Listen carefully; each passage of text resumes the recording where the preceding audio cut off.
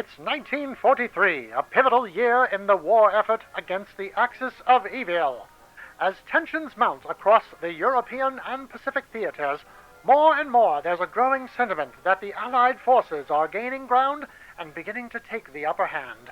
But as the Allies secure vital strongholds and repel the enemy, it's important to remember that we must not become complacent. More hands are needed to fight back and ensure victory in this conflict. Indeed, more soldiers are needed to storm beaches and raid enemy encampments. More munitions are needed to fend off heavy artillery and keep Axis troops at bay.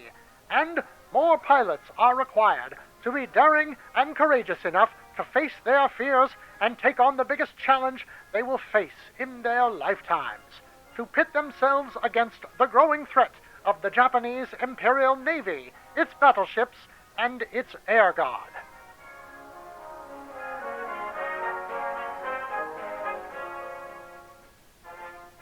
Capcom, your government, and indeed the world is calling upon you, yes, you, to be bold and decisive, to stand up to the Japanese Imperial Navy and all its might, to fight back against the injustice wrought upon Pearl Harbor, and to demonstrate our military might as clearly and plainly as we are able. Do you have what it takes to face the danger and win the day? We need you and your skills to help propel the Allied forces forward as we take the fight to the enemy in their home territory. If you believe you have the stuff, find your local recruiting office and sign up today to help us beat back the enemy threat. Only with your help can we see the end of this war and show the world that we will not be bullied. Contact your local Capcom office and sign up now to be an elite part of the Capcom Army Air Guard. You and your Lockheed P-38 Lightning fighter plane could be all that stands between glorious victory and thundering defeat. Go get 'em, soldier!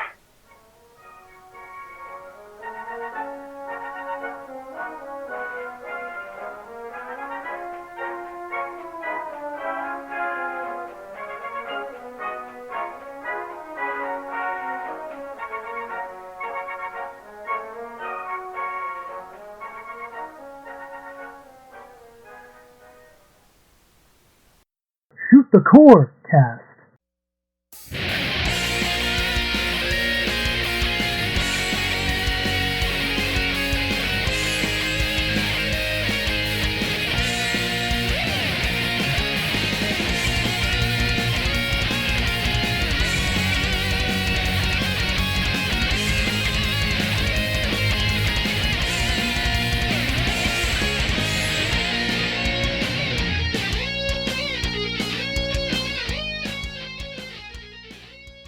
Welcome to Shoot the Corecast, the official companion podcast to the RF Generation Shmup Club. This month, we're diving into 1943, the Battle of Midway, the game that proves when you're under heavy fire, the best strategy is to just be thunderstruck. I'm Addicted, also known as Addicted to Shmups, and with me as always is MetalFRO, also known as Game Boy Guru. And if you would like to connect with the podcast, you can do so in a number of ways. Follow us on X or Twitter at ShootCoreCast. Follow me directly at Game Boy Guru. You can also find us on Blue Sky. If you would, check out all the links to the feeds and various social media stuff on our Linktree page.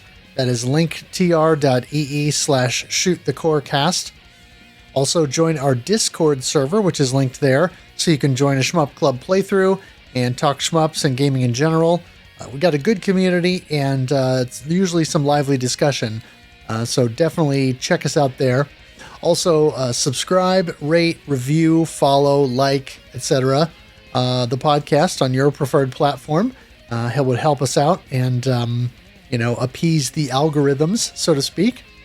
And also, follow me over on Twitch, because I do stream the Shmup Club game of the month multiple times each month. That is twitch.tv/Guru Game Boy.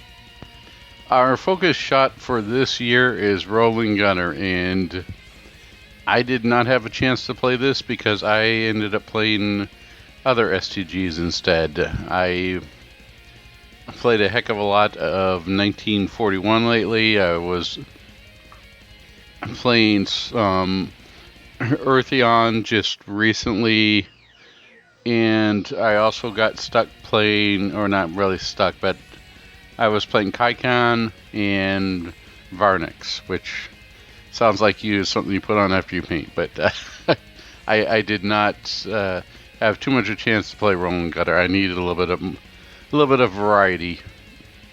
Right. Well, as the audience will know, I also did not have much time to play Rolling Gunner, in a lot of ways because, again, my streaming and gaming rig went down, and so I didn't get to play anything for almost 2 weeks. I did have a little bit of an opportunity to play Rolling Gunner a little bit last week and a little bit earlier this week, and so I did put a little time into it. I'm still faltering a little bit on stage 5 and definitely on stage 6 in normal casual or casual original mode, and so part of me is tempted to move on to Overpower just so I can experience it and we can talk about it more next month, and then go back to casual so that I can at least try to try to bang out this clear on casual. I'd like to say that I've cleared the game on casual at least before before the end of the year. And that would certainly be nice to have some kind of a reasonable clear in the game. Definitely, that's a good goal to have. All right, let's move on to the shmup news that you can use. Shape Fighter is a forthcoming game on Steam from developer Oatware. Demo's out now, but no release date has been announced. It's a twin-stick shooter that looks heavily inspired by Geometry Wars, but features a much more in the way of bullet dodging. One does not simply dodge bullets. Yeah. Shmup Junkie's All Sega Saturn Shmups video released and is nearly 4 hours of content and reviews all the shooters on the Saturn. A bit of an Easter egg from the video is Shmup Junkie teased that Bog Hog is apparently working with NG Dev Team on Razion 2. And all that Raz. Yes. Yeah, Bog Hog does great work. That's a definite buy for me. Well, and between Bog Hog's abilities, which we know from Gunvein, and the fact that Razion, at least Razion EX, was a fun one for me, I'll be interested to see what he does to expand upon the original mechanics and make things interesting. I hate to say this, but if it was just a Mr. Potato Head on the front and all you did was build Mr. Potato Head, it was made by Bog Hog and published by NG Dev, I'd probably still buy it.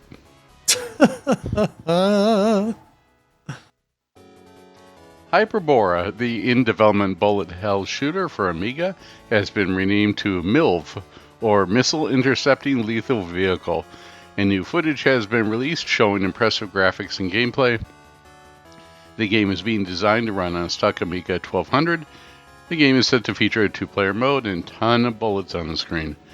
No release date is set, but it's exciting to see this type of development for an older platform. Yeah, the footage I've seen so far is actually pretty impressive. So I'm curious to see where this goes.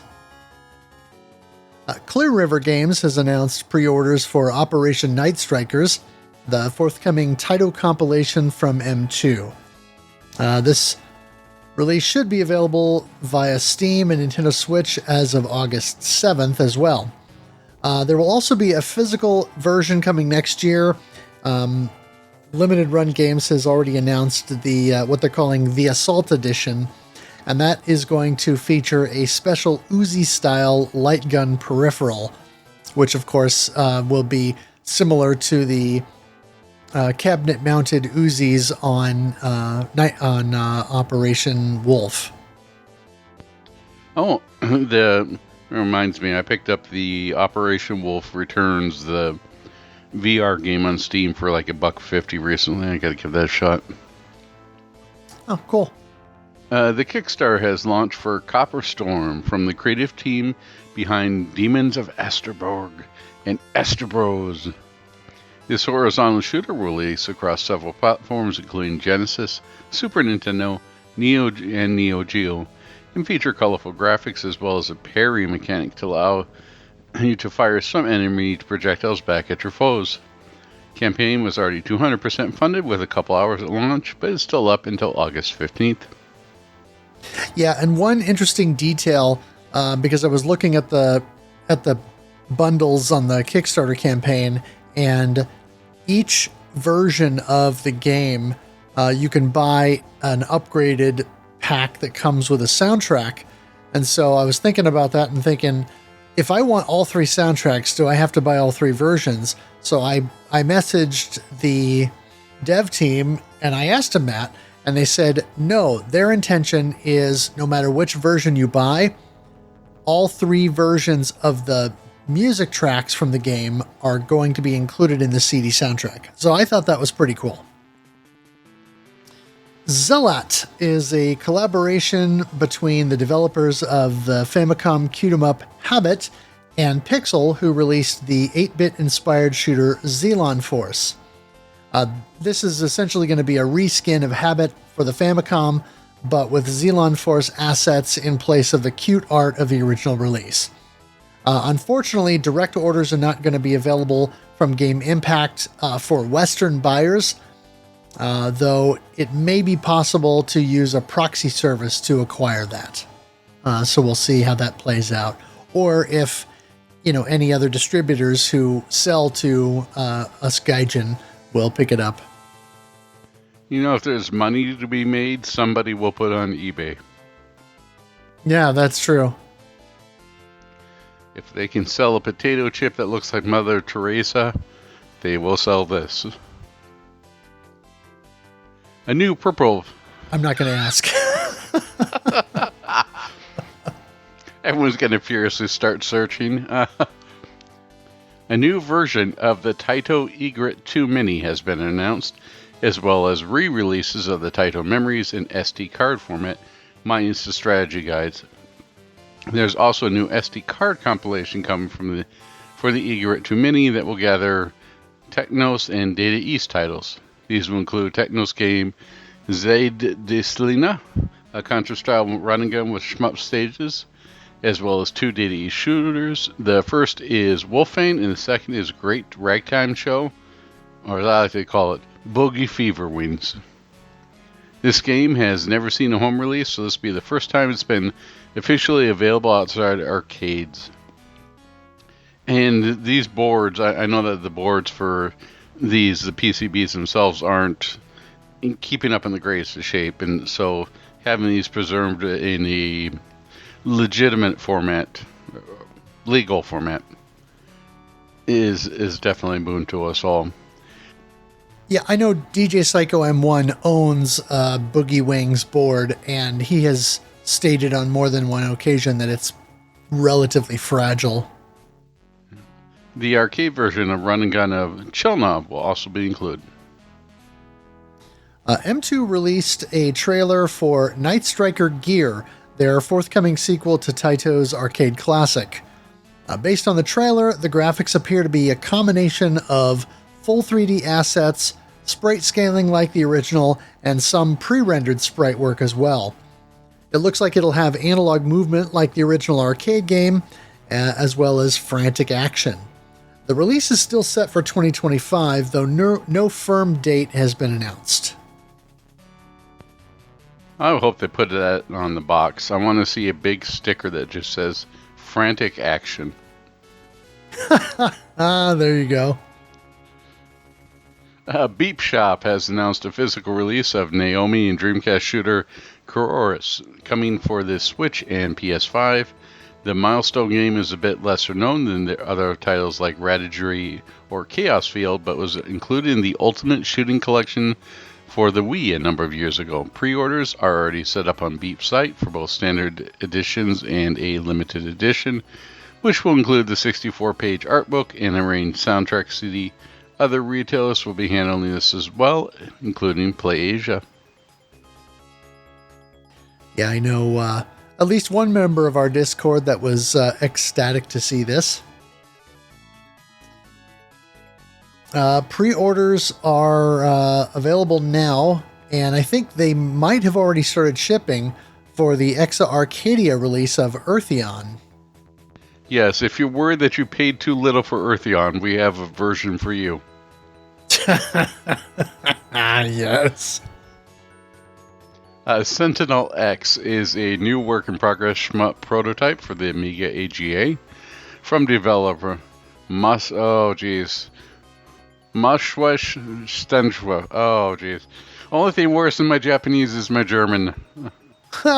It's still early in development, but already has solid graphics that evolve in that classic Amiga look and feel, as well as power-ups to help you destroy oncoming asteroids. A demo is available that can be played on the real Amiga hardware. Very nice.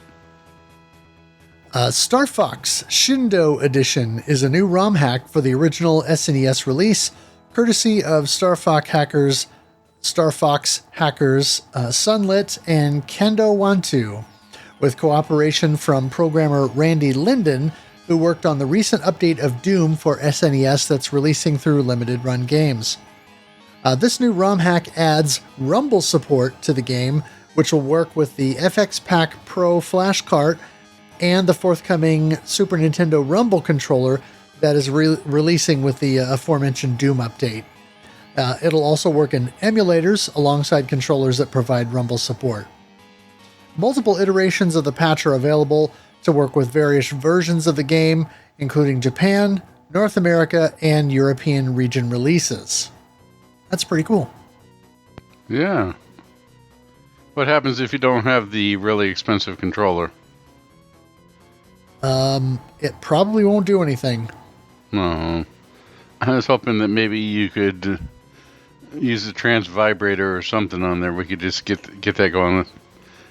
That's what we need. New uses for the Res trans vibrator. Indeed. That don't turn adult rated real quick. Right.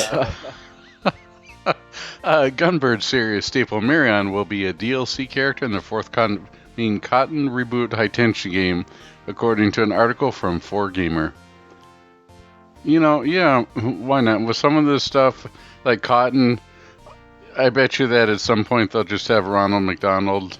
They'll just turn into Salty Bets. Here's all the characters from Salty Bets. Let's just throw them in. There'll be a Super Smash Cotton. Yeah. Or like Mario Kart, where now it's like, oh yeah, the bushes in Mario Kart. You can now race as the bush or the cloud in Mario Kart World. Pretty soon you'll be able to race as the flagpole. Something like that. Well, you see that all these characters, a lot of the characters are just... I begin to wonder if they're running out of ideas for Mario Kart characters. Yeah. You can race as a cow from the stage, so... This is true. Yep. The YouTube series Retrocore has done a remaster or a new version of his old Raiden Battle of the Ports video.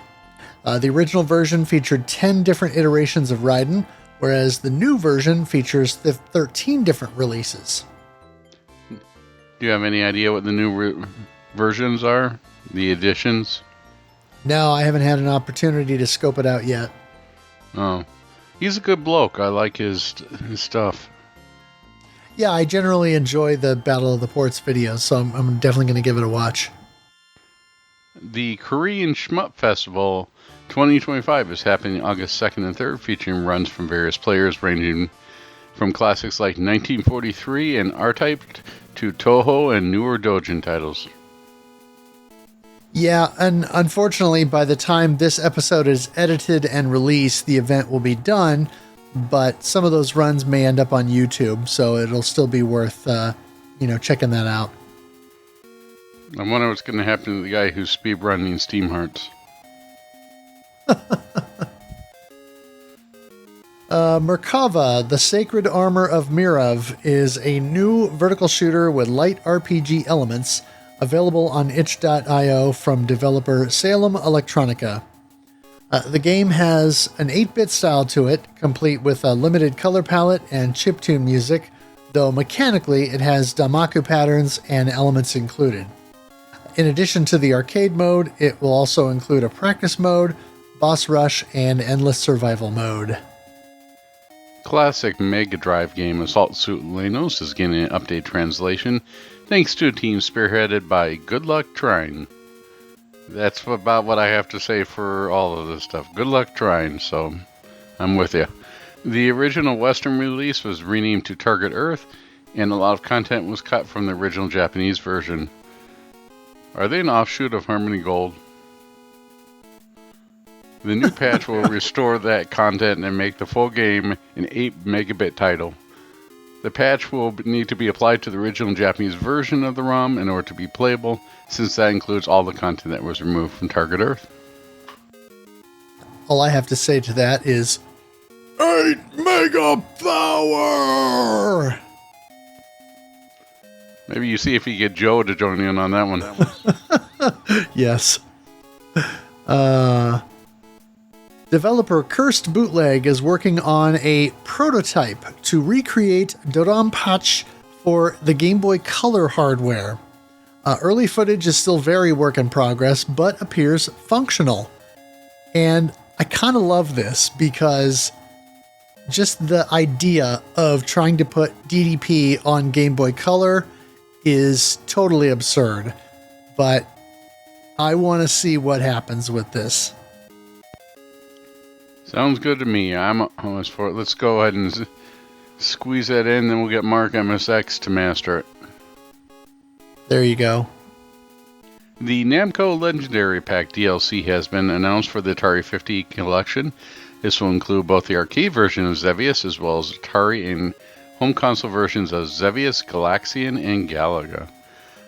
I think this is probably going to be, the Atari 50 collection is probably going to be up there probably with the most updated release game that is non-Nintendo. I mean, we're probably going to have 6 different versions of this thing by the time we're done, right? This one comes with DLC Packs 1. This one's a standalone. This one comes with DLC Packs 1 and 2. This one's now purple for some reason. This one comes with DLC Packs 1, 2, 3, 4. Yeah, it's kind of crazy how much stuff has been added to this.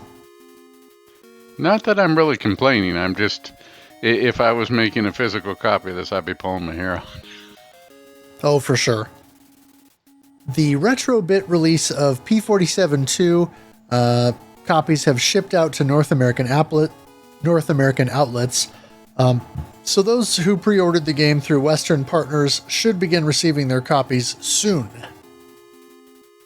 Here's hoping. I'm waiting. Reddit user Alan RPS has created a patch for the arcade ROM of Flying Shark to eliminate bullet flicker. The hack can be used with the FB Neo or Final Burn Neo in conjunction with the game ROM to play the game flicker-free. Yeah, it's a nice quality of life feature to add. Indeed. Developer Nico Clem is working on a new Mega Drive game that will be part shmup, part action game. No title is known yet, but the initial screenshots look good, and the player ship appears to be inspired by the Fire Leo 4 Rhinox from Thunder Force 4. Very nice. Always need some more Metal Storm in my life. Seibu Kaihatsu's first game, Stinner, is available now as part of the Arcade Archives line as of July 24th. This is a horizontal shooter from 1983 that scrolls horizontally but with a vertical monitor configuration. It uses an interesting angled perspective. Yeah, this was a relatively early and fairly primitive shoot 'em up, but it's still kind of neat that it's out on Arcade Archives and available to play. Coal Hunter Payback is a forthcoming horizontal roguelite shooter from Old Ways Studios. No release date has been announced yet, but the Steam page lists it as coming soon to early access. You play as a bounty hunter traversing the galaxy to hunt down pirates and cash in. Sounds pretty similar to Star Hunter DX. Yeah, kind of. But I think it's probably going to play a bit more like Steriden. Oh, okay.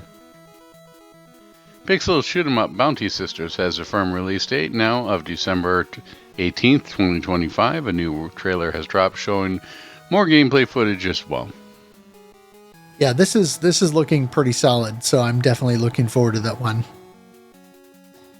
Developer Pixel Perfects has announced that a demo for the forthcoming Earth Atlantis 2 will be available soon. The original Earth Atlantis released in 2017, and so this sequel has been long in development, but looks much more colorful and involved than the first entry. Still a lot easier to play than, I can't remember. Well, there's a game that was released by East Asia Soft right alongside it, and I never opened it because I watched Ed from Studio Mudprints play it, and just watching somebody play it, it gave me a headache because of how flickery that was. I can't even remember the name of that title, but it... Oh, are you talking about Rim 9000? Yes. Oh, jeez. Headache-inducing game 9000. That game, the flicker and the flashing lights, and... no, thank you. Void Resurgence from Puzza Games is a top-down bullet hell shooter in development. No release date is set, but the Steam page is up for people to wishlist. Enemies and bullets come from all sides, so you have to utilize your arsenal to survive. A demo is also available to download. This is exciting news. Sunny Tam has announced that the Steam page for Danmaku Unlimited 4 should be up soon to wishlist, though there is still no firm release date for the game. Is it still synthwave looking, or is it different? Oh yeah, it looks very much like Danmaku Unlimited 3, although I would say it definitely is expanded upon that idea. You know, it still has that kind of, synthwave blue and purple and pink aesthetic, but the backgrounds are a bit more involved, and so the game definitely looks a little bit more layered than before. Sounds good. German developer Sonorode has announced that the vertical Danmaku shooter Warding Witches. The Steam page is not up yet, though there's a Steam devlog with animations, art, and a video showing off the evolution of some art assets. This game will feature two witches as protagonists, the young Willa and the older sister Talia. It is inspired by both Cave and Toho games and has a crisp pixel art style. A demo at the game has been seen at conventions in Germany and Austria, so development appears to be well underway. Yeah, this looks very promising based on the animations and stuff that I saw in that devlog.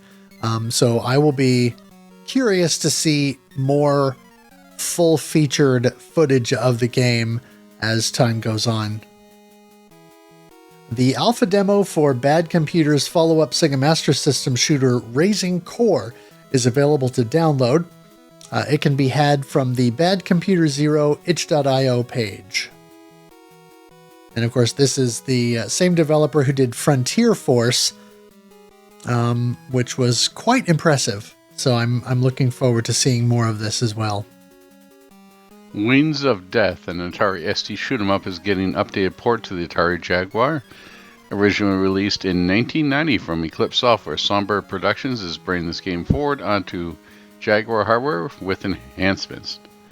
According to an article from Time Extension, the game has entered final testing. The physical version of the game will include a soundtrack remix CD for those who own a working Jaguar CD add-on, which is all two of you, and they'll be able to play with an alternate soundtrack mix.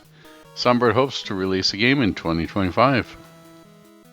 Yeah, I've long been thinking about getting rid of my Jaguar, and now I'm thinking, maybe I need to hold on to it just a little longer. dust off that copy of Trevor McFurr. It's time. No, I do not own a copy of that. There's been no official announcement yet, but it looks like MegaCat Studios may be opening up pre-orders for ZPF to those who did not get in on the game's Kickstarter relatively soon. I think August, September is the rumblings that I was seeing, and that the Steam version may be releasing soon as well. Looking forward to it. I played the demo and liked it. Yeah, it's pretty awesome. Commodore Industries, the newly renewed firm with the rights to the Commodore name and IP, have officially announced Xenon 3 Hyperblast. This will be a sequel to the Bitmap Brothers Amiga classic Xenon 2 Mega Blast, which is a vertical shooter for the Amiga.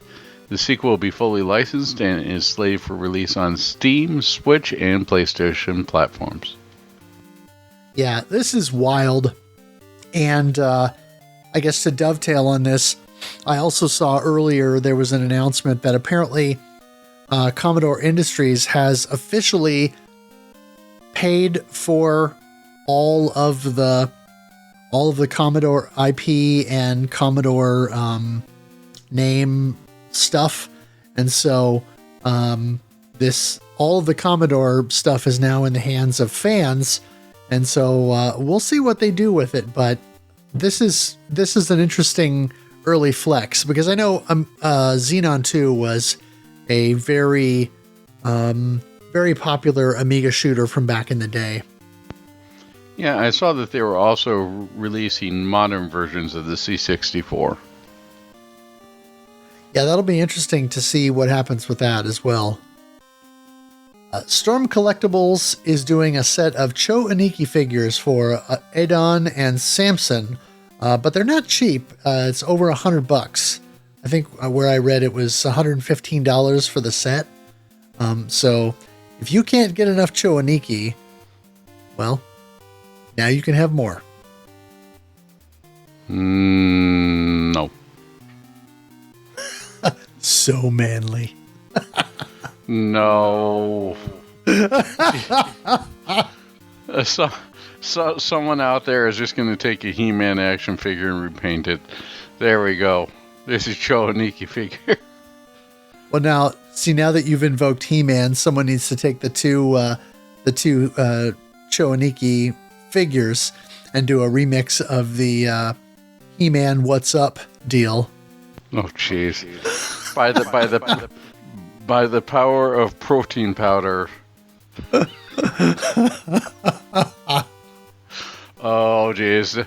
Yeah, all these crossovers. You thought it was bad when it ended at Capcom cross Marvel. Now we're getting He-Man cross Cho Aniki. Yes. Oh, jeez. All right. R-Type Delta HD Boosted launches November 20th in Japan.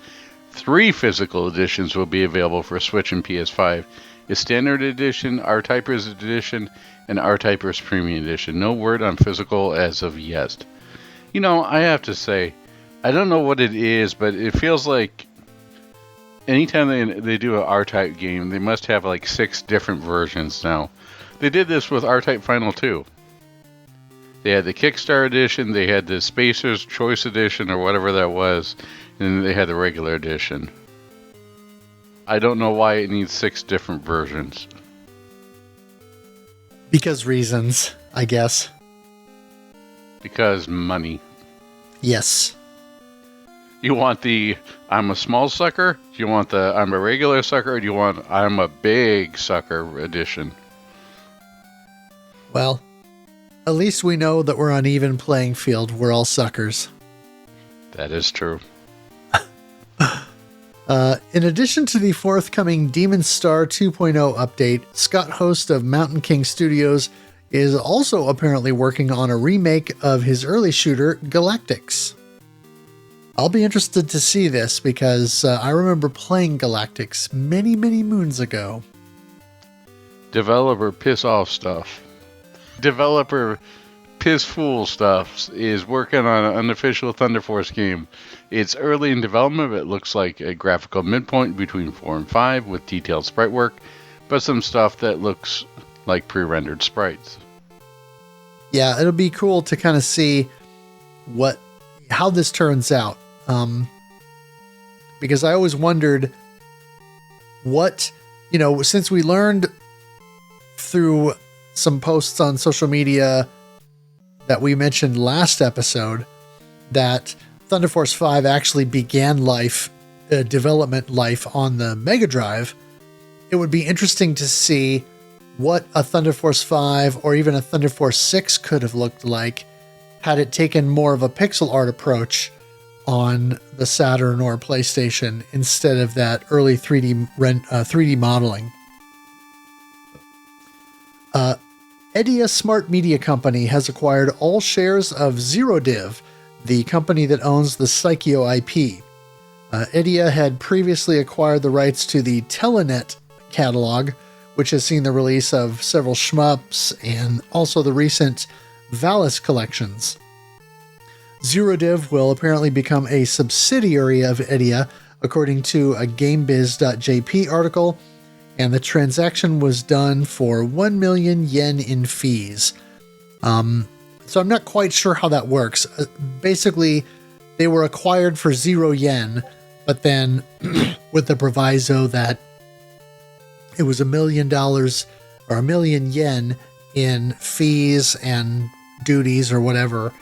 So it's kind of an interesting situation, but with how reasonably good the Telenet shooting collection was, and the forthcoming shooting collection seems like it might be, and then the recent digital release of Griffin on Nintendo Switch and these Valis collections, I'm wondering, are they going to take another crack at the Psycho catalog and maybe try to do a better release than the one that we got that Mark has, lambasted more than once? Or are they just acquiring this so that they can have these games to do something with later? When you said this, all I could picture is the Yuko from the Valis games with the mullet. Yeah. And just a guy going, it's pronounced Valis. Oh, shit. No, any way that we can get more games is always a win, even if it results in some sort of consolidation. The games industry is a right old mess at this point. So the fact that we can always get more shmups is always a good thing. Thanks to Hacker Coolfiller, we now have English. Okay. Thanks to Hacker Coolfiller, we now have an English translation or dub patch for the Japanese version of KO Flying Squadron 2 for the Sega Saturn. While the European release had English, it ran at 50 Hz, and nobody wants that. And because the cutscenes were not optimized for this, the audio will get out of sync. This patch brings the Japanese version in line with the European version in terms of translation, but at the 60 Hz level so the game runs properly. Yeah, and I know that this game is more action platformer than shmup, but there are still shmup stages, and so I felt it was relevant. And in final and very exciting news, Eartheon is available now on Steam. Also, the early release version of the Genesis ROM is available within the Steam release, though the ROM is encrypted. But it has apparently been decrypted by some and has been seen running in the wild on the Analog Pocket, the Mr. FPGA, and via flashcard on real hardware. I can already vouch for the fact that this is a very good game. I was playing it last night on stream and managed an early 1cc on easy mode after a couple of runs on normal and kind of getting my head wrapped around the game and sort of what it wanted me to do. And so yeah, very cool game, and definitely looking forward to putting some more time into it and getting better acquainted with it. Yeah. Let's move on to our game of the month for June 2025, which of course was 1943. We had several people who joined in the playthrough with us. They were Pony Trigun, Delta Mudkip, Zero Lux, Master Who, Tetraphobia, Zoido, Dio Wraith, the ever infamous Ihaz, Hyperdread, Skosh, Mimo, Schlarp, and Desolus. So, 1943, The Battle of Midway was released in Japanese arcades in June 1907, followed shortly by the Western release of 1943, The Battle of Midway, in arcades around the world. 1943 serves as a direct sequel to Capcom's earlier 1942, which, as was all the bells and whistles, and continues the Pacific Theater conflict theme while expanding upon the idea with new mechanics. Instead of 1942's 32 stages, 1943 shortens the game to 16, but nearly every stage has a boss fight now, instead of just a handful like 1942. If I remember correctly, the NES version has 24 stages instead of 16. Yeah, we'll get into that here later. All right. The game's credits, according to the Capcom fandom page, are as follows. Game design, Pooh, also known as Noritaka Funazumi, who worked on a ton of Capcom games, and Deki-kun. Producer, Kihaji O, also known as Yoshiko Okamoto, who worked on Time Pilot and Gyros at Konami before moving to Capcom to work on 1942 and beyond. Character design was by Sato Chin, Miki-chan, Kawamovan, Aho no Sakata. Sound and music were by Jungo Kumi, also Kumi Yamaga, who also composed music for Section Z. Hardware was done by Panchi Kubozu and Jumbo Saiti.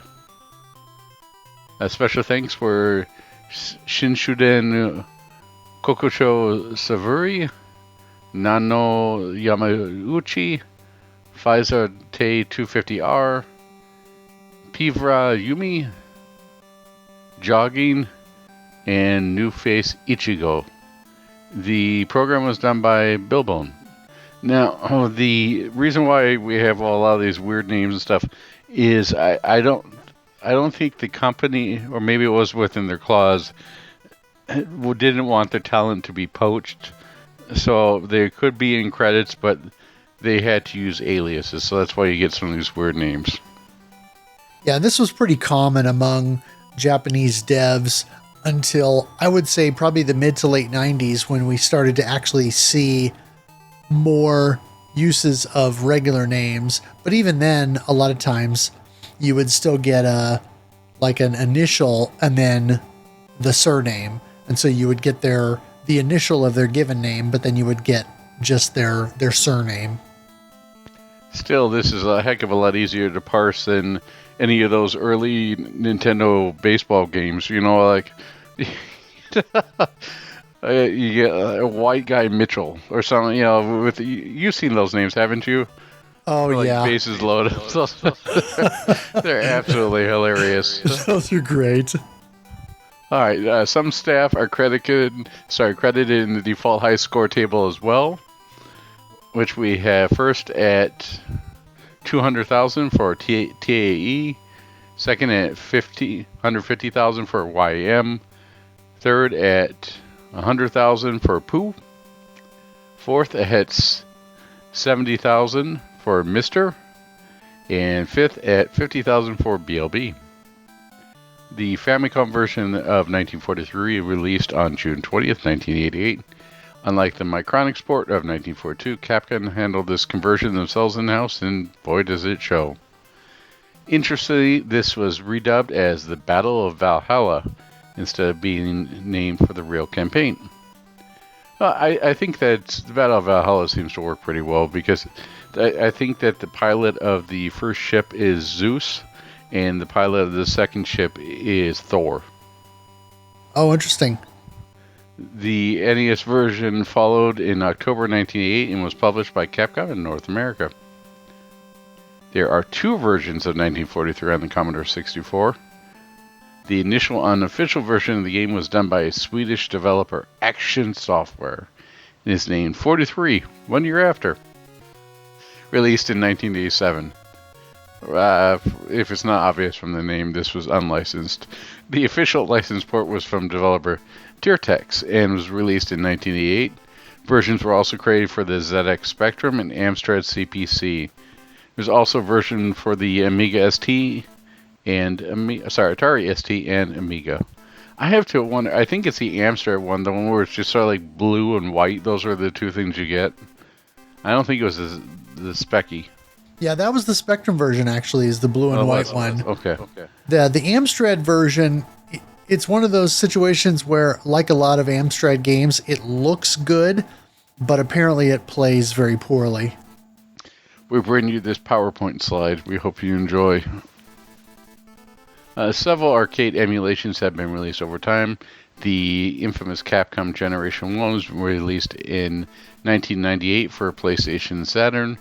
In Japan only, this release was compiled 1942, 1943, and 1943 Kai into a single release. Yeah, I remember the Capcom Generations being big sellers for the local import shop where I was at, and people always preferred the Saturn versions for these, but the PlayStations are no slouch either. Yes, and longtime listeners of the podcast will remember that most of the time, or a good portion of the time that I spent with 1942, way back in the early halcyon days of the podcast, was on the Sega Saturn Capcom Generation 1, because that was pretty much the way that I had to play it back then, or the most convenient way for me to play it. Yeah, and honestly, looking back now, what we know, the PlayStation version would probably be the preferred way, as weird as it sounds, because of the Saturn's minimum resolution, right? Some of the weirdness that you get with Dracula X when that was ported over. Huh. Right, you get the I think the Saturn resolution is like 352, I think. Is the minimum. Anyways, I'm certain there are articles that do a much better job than I could on this.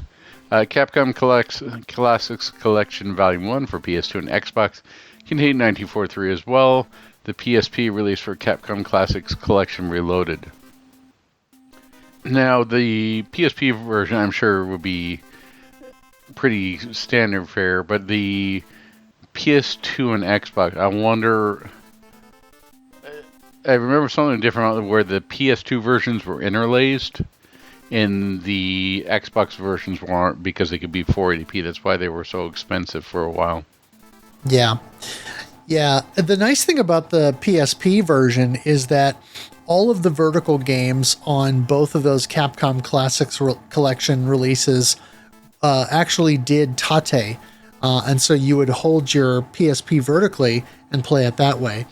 I spent a decent amount of time playing the vertical games on those collections on my PSP, and it's actually a very convenient and good way to do it. Nice. I may have to try that out in a moment. February 2013 saw the release of Capcom Arcade Cabinet, a collection of older Capcom arcade titles, which also include 1943.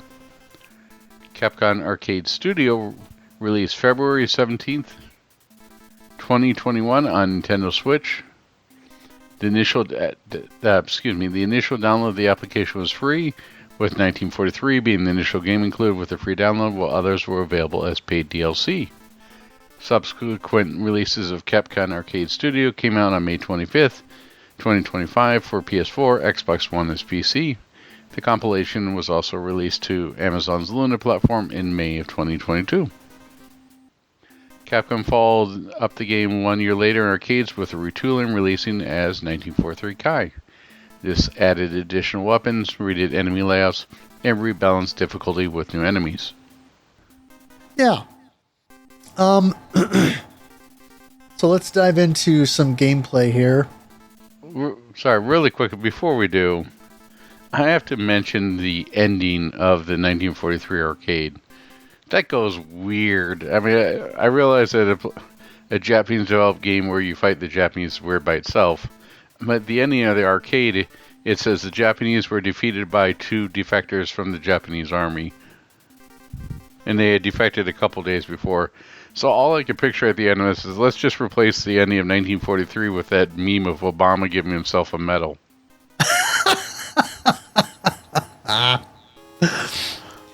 Yeah, it is a little bit weird.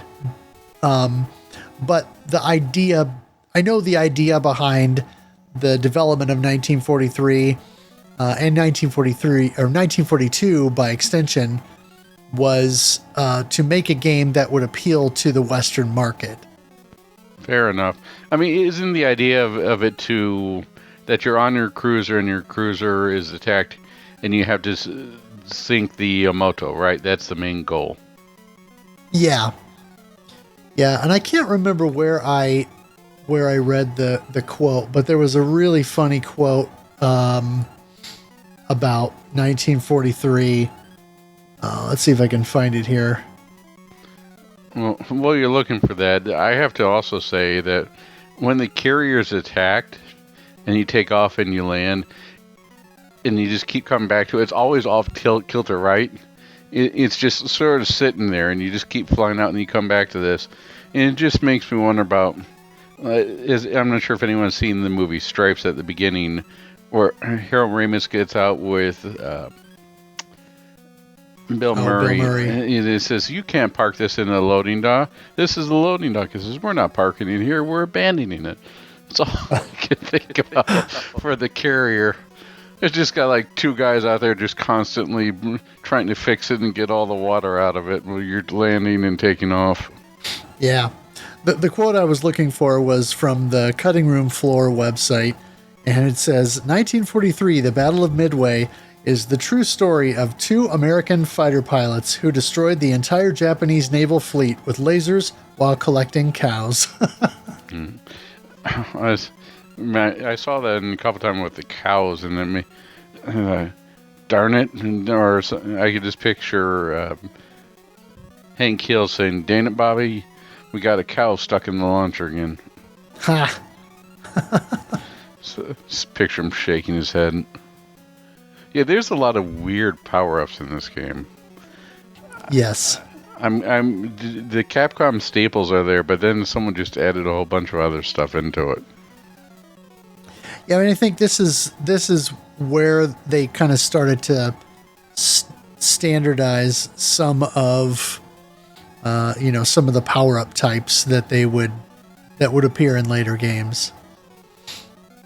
But speaking of which, just going over some basics here.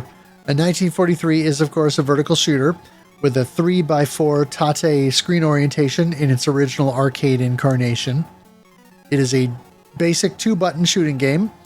1 button fires your weapon, and then 1 button triggers your lightning if you have energy available.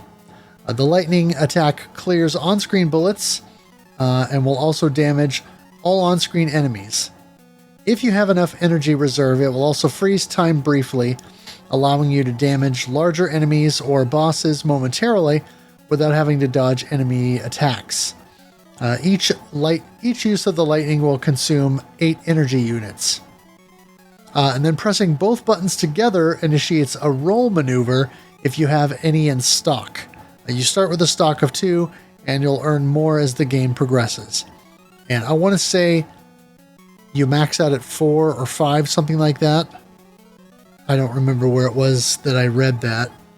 But in any event, one unique aspect of 1943 is that your P-38 Lightning does not have one-hit deaths like the plane did in 1942, but the aforementioned energy gauge that depletes over time, that sort of works as your fuel meter and your life bar as well.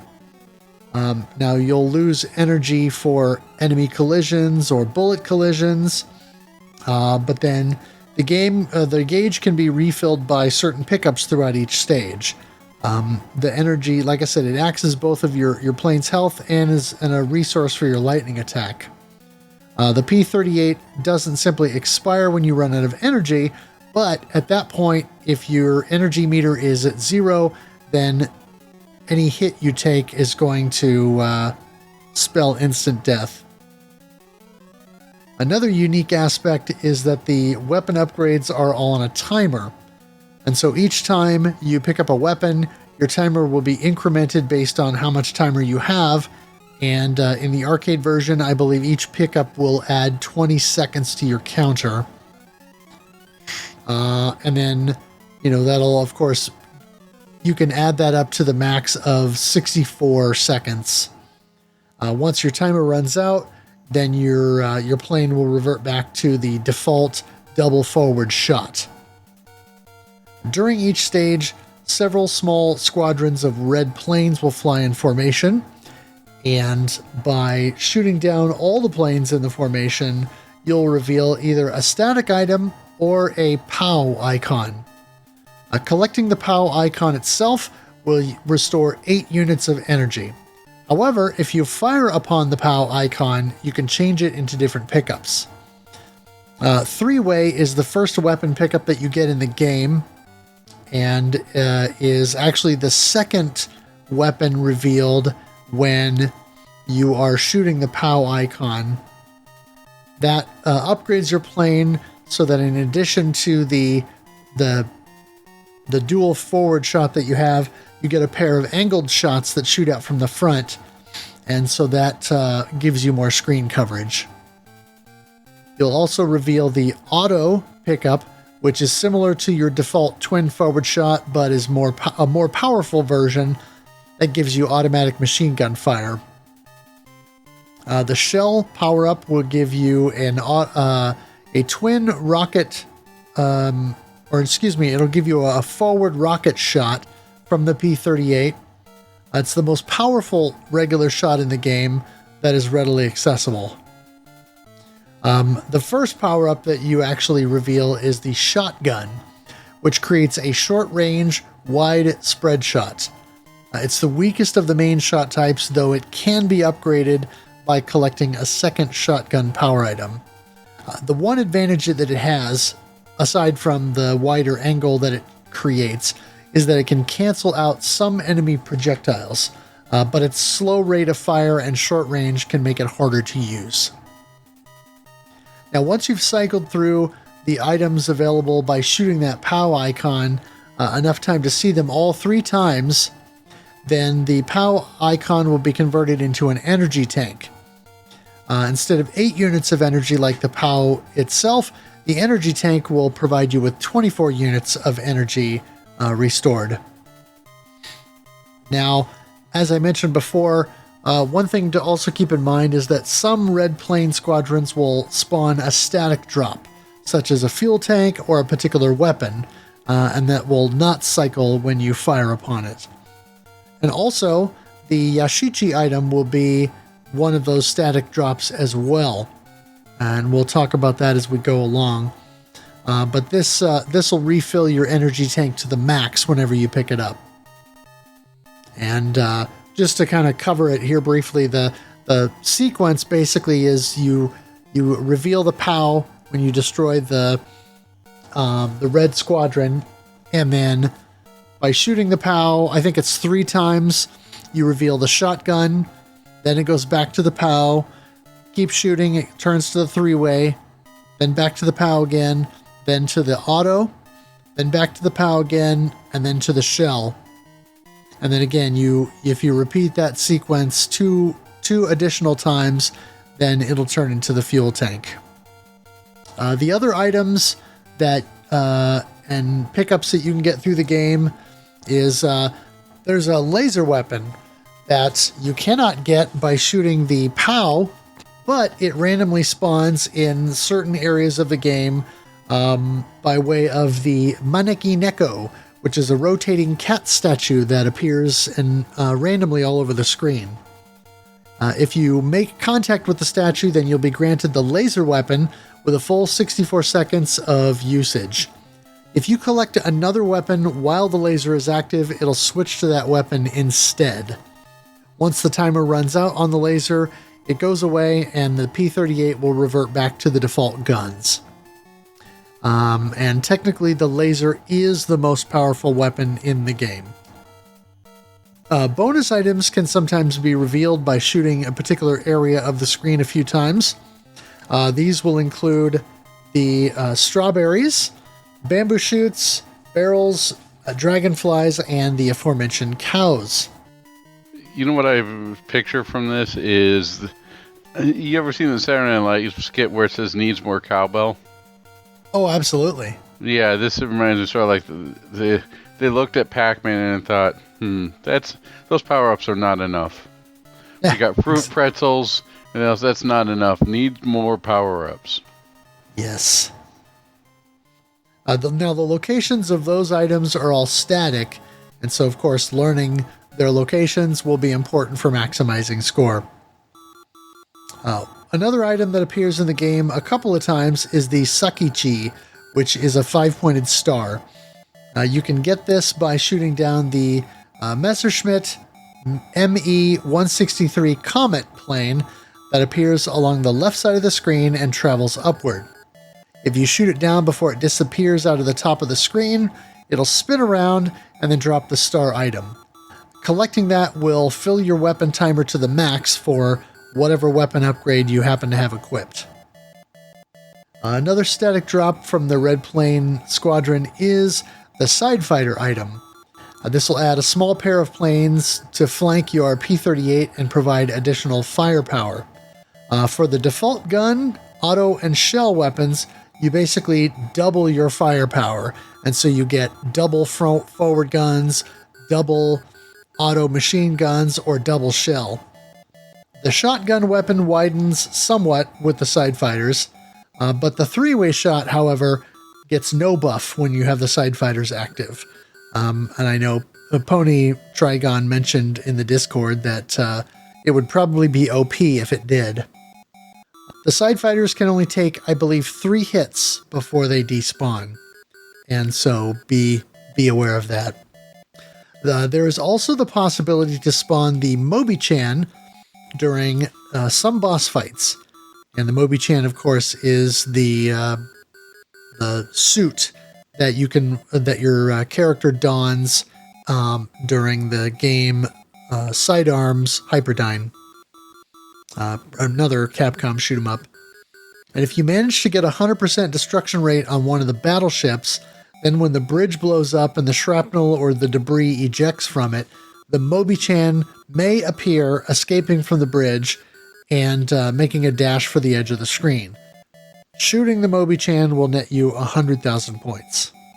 The game's 16 stages had the following boss fights, info taken from the 1940 Fandom Wiki. In Mission 1, the boss fight is Tone, aka Tone Junjun Yokan. This is based on a real ship from the Japanese Imperial Navy, so named for the Tone River in the Kanto region of Japan. For Mission 2, the boss fight is Kaga. This is a large aircraft carrier with multiple launch pads for fighter planes and turrets along the sides. The Kaga was in a Kagi-class vessel in the Japanese Imperial Navy, famed for the name So for the former Kage province, which is now known as the Ishikawa Prefecture. Yeah, this is where the cow kept getting stuck. And it ran into problems here. Every time I destroy it, a cow came out. Yeah, the cow is hidden in that first elevator or, area at the front of the ship where the small planes can come out. Yep. Mission 3 sees the first appearance of the Yaiko, a large Japanese bomber plane. Its design is based upon the Nakajima G8N Renzon, and to a lesser extent, Nakajima G10N Fugaku, but is not actually a real aircraft. The name was a nod to composer Ayaki Nora. Mission 4's boss is Fuso, renamed to Kakushi in the NES game. This is a large battleship, and the Fuso class was named for it. While the Fuso was built in 1914 and upgraded over time to serve the Japanese Imperial Navy, it didn't see heavy combat during World War II. Ironically, this boss is seen as the first wall within the game 1943 and can be particularly difficult if you're low on resources. Mission 5 has the game's second aircraft carrier, Akagi, renamed to Kyosho in the NES game. This is named for Mount Akagi in the Gunma Prefecture. It was a Amagi class ship and was the second carrier to enter service in the Japanese Imperial Navy. Mission 6 introduces a different sort of boss fight, which is a series of bombers that fly from the top of the screen, known as Daihiri. This plane is based upon the Mitsubishi Ki-67 Hero bomber plane. The Ki-67 was known as the Flying Dragon, and the Allied forces dubbed it the Peggy as well. A lot of King of the Hill references, huh? Alright. It is a... Dang it, Bobby. It is a twin-engine plane used by the Japanese Imperial Air Service and Japanese Imperial Navy Air Service during World War II. The battleship Issei, or Issei Sunkan, is a boss in Mission 7. This is the first of two ships in the Issei-class battleships with the Japanese Imperial Navy. It was named for the Issei province within Japan, which is now known as the Mie Prefecture. During the Pacific Theater conflicts, attempts were made to convert the Issei into an aircraft carrier, but the plan was ultimately scrapped. You can see the lift at the front of the ship that would have been raised up planes from the below deck. Issei is a difficult boss fight and is generally considered to be the second wall in the game. Hero is the Mission 8 boss and the third aircraft carrier in the game. It is the only ship of its class that was built based upon a modified Soryu design. The ship was involved in several battles, including the attack on Pearl Harbor, the Battle of Wake Island, and took part in sinking a pair of British cruiser ships during the Indian Ocean raid. The ship is similar to the Kaga in layout. In Mission 9, you'll face off against the Ayako 2. This is a modified version of the previous Ayako fight, with the same attack pattern, but will take more damage as each engine blows up individually. The Dreadnought-class battleship Mutsu is the boss of Mission 10, renamed Kaiju. Well, that's okay. I want to get rid of Kaiju, too. Whiny kid. In the NES game. Named for Mutsu Province, this was the second and last Dreadnought-class ship commissioned for the Japanese Imperial Navy.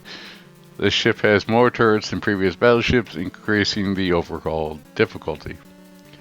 Mission 11 is the second appearance of the Daihiru Rush, as seen in the end of Mission 6. Mission 12's boss is Yamashiro, named Chojin in the NES game. Yamashiro translates to Mountain Castle, and was named for the Yamashiro province. It is the second of the Fuso-class battleships, and like Fuso itself, didn't see much action during the actual World War II conflict. Soro is the boss in Mission 13, as well as the fourth overall aircraft carrier in the game. Soro translates to Blue or Green Dragon, as this was the ship in the later Hero carrier was based upon. Despite the real-world differences between the Soro and Hero, the fighting game is essentially the same.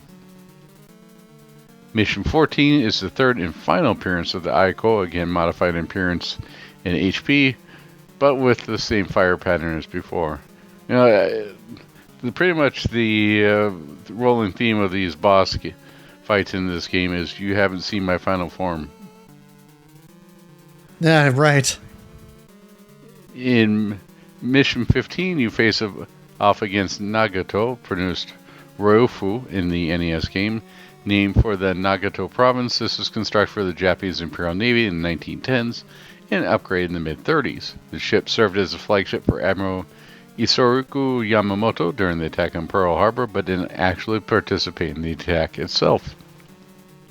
The final conflict in the game is at the end of Mission 16 with the battleship Yamato, renamed Tokatu in the NES game. It was the first of two battleships in the Yamato class, along with its sister ship Musashi, were two of the most heavily armed battleships in naval history. is named for the Yamato province and served during the whole of World War II. The ship was sunk during Operation Tengo after being hit by several torpedoes and bombs, resulting in an onboard munitions explosion. If you don't reach a minimum destruction percentage rate during a boss fight, you'll be sent back to the beginning of a boss fight to do it again, with whatever resources you had as you finish the initial attempt. The game does aggregate your destruction percentages together, however, so you're not expected to do even more with less the next time through. Energy is partially replenished upon finishing stage with 80% or higher destruction rate. The total energy amount is increased after each stage as well, maxing out to 120 units. Could say it's a total unit. The Famicom and NES versions of the game retool the experience somewhat and bring various changes. In addition to the aforementioned name changes, for some boss fights, the game moved to a standard 4-3 or Yoko presentation, limiting the screen space available for players to maneuver the P-38. A major change to the game is the light RPG element is introduced, allowing you to upgrade your P-38 during the course of the game. You're allotted 3 power points at the start of the game, which you can choose to upgrade to offensive power, defensive power, energy level, and special weapon to unlock the different special weapon types, and special weapon time limit to increase the amount of time each weapon is active. Additional upgrade points can be earned throughout the game by uncovering the bamboo shoot, which is 1 upgrade point, as well as the dragonfly item, which can be cashed in for 2 upgrade points. Each category maxes out at level 6. The game adds in a charged laser attack, which does massive damage. I hear to giant enemy crabs too. Items within the game will give your plane buffs as well as score. The barrels, Monkey Neko, and Mobi-chan will all add to your weapon timer, and Sakichi fills your weapon timer like in the arcade. There's also an elephant item that gives you a medium energy boost and a medium-sized energy tank, and the cow gives you a large energy refill. As with the arcade game, the Yasichi also gives you a full energy refill. The NES version is also a lot longer. In addition to the 16 missions from the arcade, you've been informed you've been fighting a decoy force, so there are 8 additional missions. The final 2 missions serve as boss rushes, with you face off against all 3 Akio fights in Mission 23, and against the 5 battleships in Mission 24, Rikaku, Kyosho, Koko, Riju, and Totaku. Thankfully, the NES version contains a password system, so the game doesn't have to be tackled in a single sitting.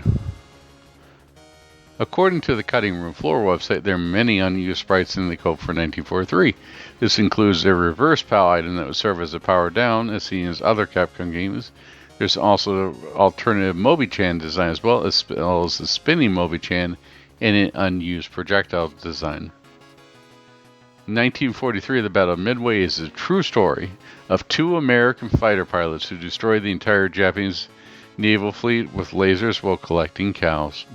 You mentioned this earlier, but I don't know why when I'm reading that, it just picks me up that meme of the History Channel guy going space aliens.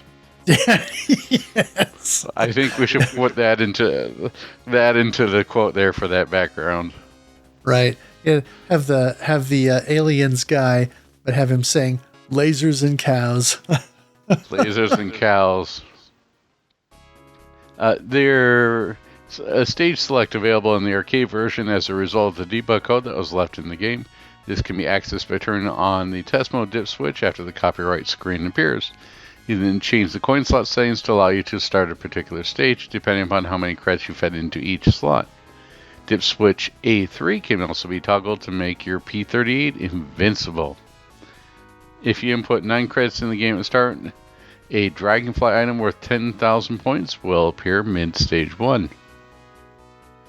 There's a subtle graphical difference between the games, mostly on the title and high score screens, with the Japanese release having a unique graphic for Midway Kaizen instead of English text, the Battle of Midway appearing in the same spot of the North American and European releases.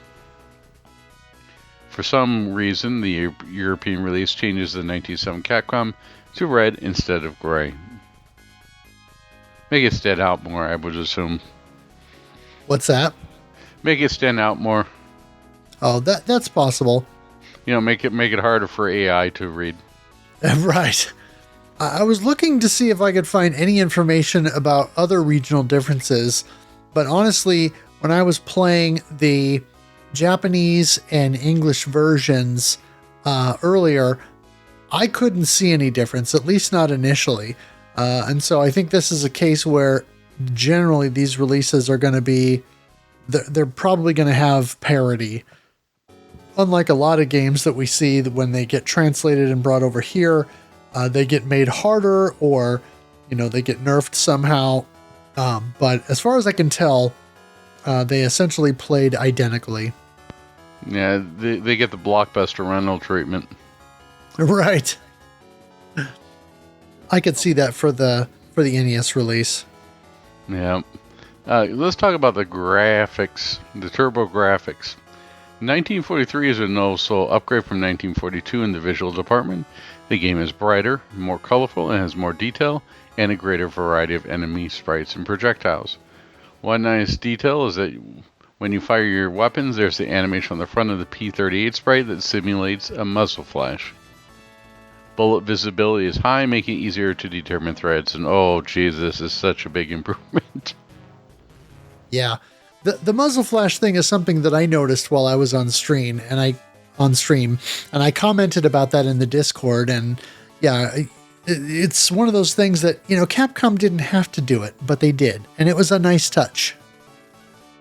So let's move on to the sound. As with the graphics, the sound is a notable improvement over 1942 as well. No longer do we have to listen to the best of drum and whistle sounds, but actual music is present. The other effects are more varied with different sounds for each of your weapons, and the other sound effects are different explosions, takeoff sounds for each stage, and a nice effect for the roll and lightning. The NES version has even more music than the arcade version, so tunes aren't recycled quite as frequently.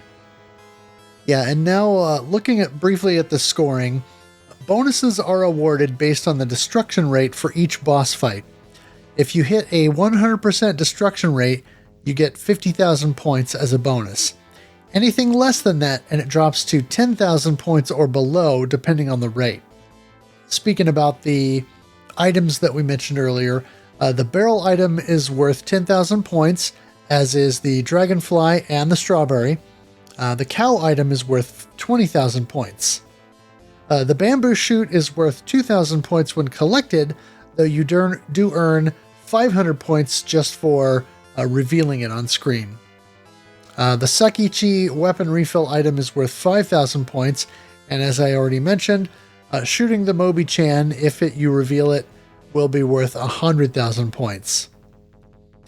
Any unspent energy is also calculated at the end of the stage towards bonus points, in addition to any unused roll maneuvers in stock. I wonder if in 1942 somebody told them to put in all the bells and whistles and they took it literally. That would be an interesting thing. Although, is there a Japanese equivalent of all the bells and whistles? In their vernacular? I don't know. We'll have to find out via Google search later, because we're moving on to thoughts from the community. Pony Trigon said, I managed to do no miss for the first 3 levels, and now for unsolicited advice from the horse piloting the P-38. To help with all the squadrons and bombers coming from behind, stay in the middle. The middle is where everything usually congregates and helps a lot with routing and memo. Stay in the middle. Only use 3-way. Everything else sucks. 3-way rules. Normal scoring, shoot enemies, enemies die. Points, yay! Grab power-ups equal points, yay! Beat level with remaining fuel remaining points, more, yay! Other scoring, grab the secret cow for 10,000 points. Grab the secret strawberry for 10,000 points. Grab the secret barrel for 10,000 points. I think there's a pattern. Shooting the debris off a boss after it explodes, 10,000 points per debris shot. Weapon power. And this was a point of frustration for me because I could never get more than 1 or 2 max. I was really hoping I'd be able to get 3 or 4, all the debris shots. You can do it in the NES version, but in the arcade version, no, you don't have a prayer. Weapon power-ups give you 20 seconds of a weapon, maxing out at 64. Thankfully, weapon squadrons are pretty numerous, so you can easily top yourself off before needing to fight the offensive target. Swapping weapons still gives you the extra 20 seconds, so you don't need to worry about if your timer resets when you accidentally grab an auto instead of a three-way. Three-way does utilize the wingman, which is honestly a good thing because then the weapon would be extremely OP. I believe the wingmen show up around stage 6 or so. Could be wrong on that. Certain power-ups have a certain enemy or formation you have to destroy. It'll take a lot of routing to get everything down pat, especially when you want to get the big scores. Like me hitting 500,000 K in stage 4. The thing about those planes is you can kind of predict where they're going to be. Small planes almost always come in from the sides and can be kited in the middle. Medium planes mostly coming from the bottom, but you can take care of them once they get to the middle area. Bombers are where it gets really tricky, as you have to pay attention to where they'll show up in the lower sky, especially in stages with heavy clouds. Clouds can obscure the area where the bombers show up, so pay close attention and stay near the middle area. And yes, technically three-way is a four-way, but it doesn't matter because spread shot is a spread shot. And yeah, the planes are harder to dodge than the bullets. Yeah, this game doesn't have rank, just organically increasing difficulty. Makes sense the last few stages are going to be insane. This game is definitely a lot heavier on the memo. One bit of praise I gotta say about this game is the music really fills you with confidence. Dare I say, it fills you with determination. I love how the level tracks sound like marches and the boss fights against Yamato sounds like you're about to achieve triumph. Seriously, this theme, boss through music, just screams, "You can do it! You can destroy the Yamato!" Oh boy, now apparently I'm channeling Arnold. You can do it. You can do it. You can destroy the Yamato. You can become a true ace now. There we go. That's exactly what we need. 8-bit Do, it's not 8-bit Do, M2 re-release. Arnold Schwarzenegger voice tracks. I noticed a bit of a bug in this game. Might be a bug, might not. I don't know. After you lose your wingman while still firing and having no weapon equipped, your current weapon runs out. Your fire rate doubles, so it leads to the P-38 going brrrr. I use the turbo rapid fire setting, which normally has a break-in between volleys. I have video evidence for this. Well, if it's like any good super play, it's going to be in 128p. Choked again at Issei again, but got Mobi-chan from destroying Fuso. I love how he just flies out of the Citadel. Let me just start off by saying this. I had a really good time with this shmup. Put a few quarters in almost every day and practice until I got, just like Billy Idol, halfway there. Props to all of you who managed to get to Yamato in one go. I salute you, aces. If I had to pick a shmup for a beginner who wants to know the fundamentals of a shmup, such as scoring and resource management, I picked this one. This game is very carefully well balanced for beginners and pros alike. Capcom really fine-tuned this shmup to near perfection, and the result is a decently challenging game with very gradual and generous difficulty curve. Let's start with the positives. The P-38, the fighter itself, runs very smoothly, has a nice speed to it. Just fast enough to dodge most bullets, just small enough to weave through Ayoko volleys, and surprisingly, very tanky. In lieu of traditional live systems, this game has a fuel system where it gradually takes down, going a little bit further when using Mega Crash, and allows you to take a surprising amount of enemy fire as long as you don't crash into enemies. It's surprisingly well balanced and has plenty of resources that help you regain more fuel. Also, running out of fuel doesn't mean you're down for the count, it just means you can take one last hit before being sent over to Davy Jones. So it leads to a lot of clutch moments where you and the ship you're fighting are down to the last bit of health left. Speaking of ships, seeing the Citadel explode into shrapnel that you can shoot down for extra points is really a nice touch. And he gets one heck of a dopamine rush after defeating a tough ship. And occasionally you get a prize in form of a Mobi-Chan, which gives you even more points. Capcom knows how to make scoring really fun in their shmups, and this one's no different. The scoring system is solid, relying heavily on memorization and the player's skill to achieve the highest scores and the finest of medals after a run ends. The amount of secrets this game has purely for scoring is about as surprising as finding hidden souls in Xevious. Music? Gone are the days of the annoying whistle its predecessor had. Now, aside from 2 tracks, Ayoko and Daihu, everything sounds like a triumphant march, like the game is motivating you to push forward and strike the enemy down with everything you've got. There's not many tracks, but they're all bangers. The weapons, they're all great and they have their own uses, but I'm mainly stuck with the auto and 3-way a lot. Auto for dealing with bombers and 3-way for general crowd control, and almost all your weapons get better with women. Only 3-way isn't affected by women. I still have to test if laser works with women. Oddly enough, after my run ends, I beat Fuso and started seeing the laser cat a lot less. Really odd. The bosses. I think this is one of the only realistic shmup I've ever played, and the bosses reflect this. Mainly the ships. All of the ships have their standard armament of turrets, artillery, and all that jazz, with carriers pumping out zeros by the truckload. They're all different in some way, and they pose quite a challenge. Even Tone will catch new players off the guard a couple of times. Let's talk about the neutral. The backgrounds. Much like 1942 before, the backgrounds remain the same most of the way through. Islands, clouds, more clouds. And then you get to the ship battle and it's all water. Just all water. Of course, I'm not expecting much. We're talking about a game based upon a major historical event that took place in the middle of the Pacific Ocean. They still look great and are dark enough to keep your eyes on the action. Let's talk about the negatives. I don't have much bad to say about this game other than some of the enemies can get a little spongy, and some of the bombers dropping occasionally is a little bit of an odd thing to do with, but they did the same thing in 1942, so I guess this is a callback. Some enemy patterns are a little hard to predict, so memorization is crucial. I got hung up on a specific form on the road to Issei, which did sour my apples a little bit, but I did manage to push through and choke it to Issei at the end. The little health beep does get quite in it, and you often hear it with enemies about to swarm and kamikaze you for massive damage. About 10% of your health goes down per enemy whacking you. Shotgun is not a very good weapon.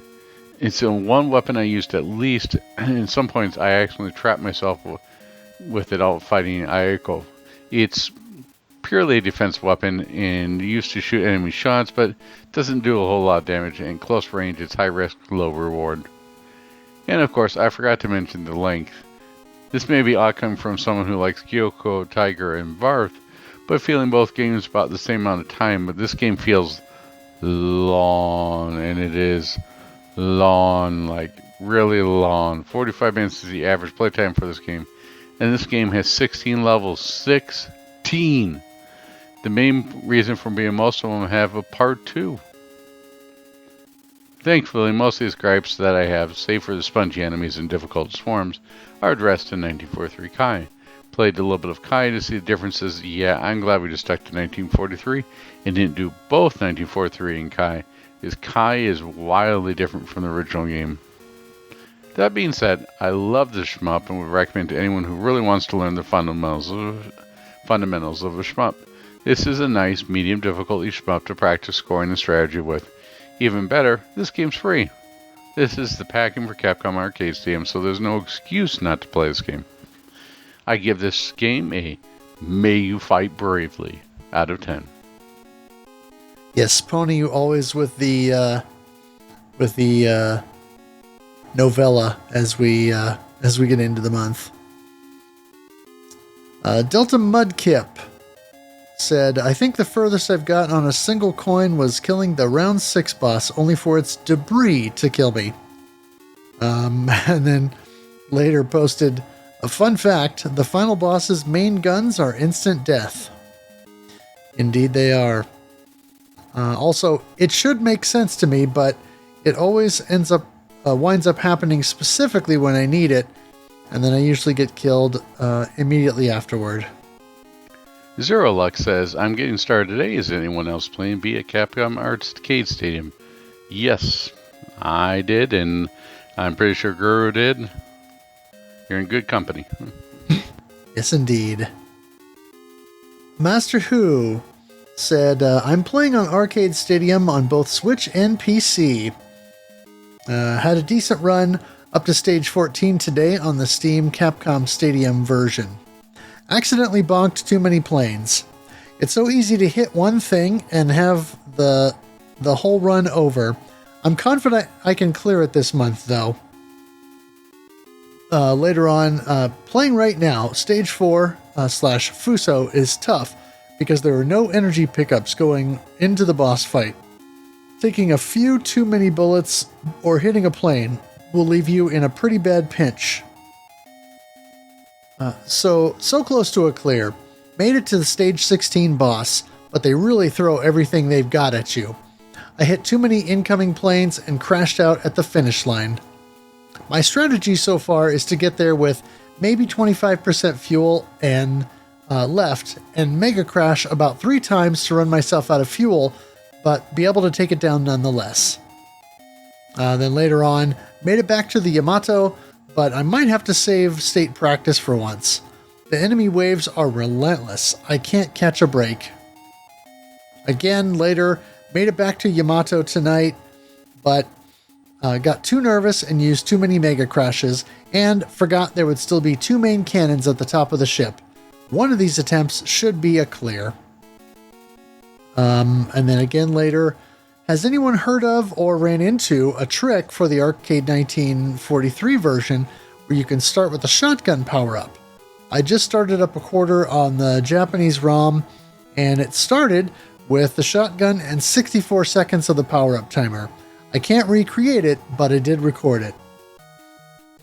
Yeah, that's something that I don't recall having seen, so that's kind of cool. And I didn't see any information about triggering that kind of a thing, and so I would be curious if anybody else knows, any more details on that. Tetraphobia says, Kristen, my new stick this morning is so good. Getting my head around the new power-ups is taking a little while, but I'll get there. Maybe.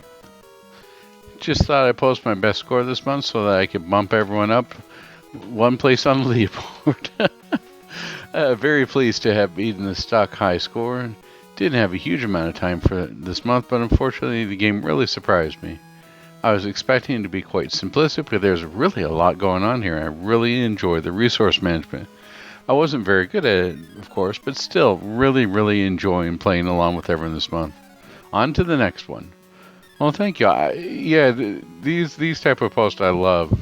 And as someone who tried something new and found something like the same thing for people who have a strong dislike. I think it's just the fact of trying something new, either finding something that you didn't know about before, enjoying something you didn't think you would, or trying something, think you like it, and you end up hating it.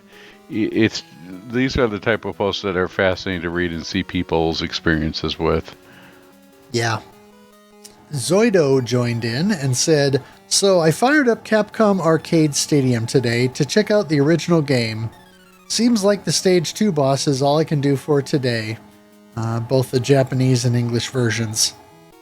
And then later on, made it to the Stage 4 boss on Capcom Arcade Stadium, but was in bad condition because I ignored the power-up the game offered to me and stuck with the 3-way instead. Also, a plane bumped into me from behind and cost me 90% of my life bar right before the boss. Yes. That is rough.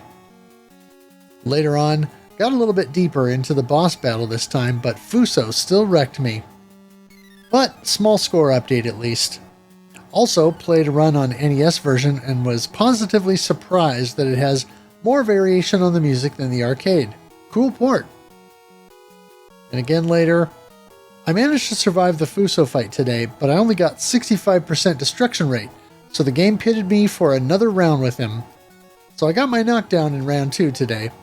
Still, small score update. Also, I got the 100% destruction rate in the boss fights 1 through 3 more consistently now. I knew this could happen, experienced it before in 43 Kai, but I don't know where the threshold is, and I hope I passed it. But I guess it's above 65% at least, and that is correct.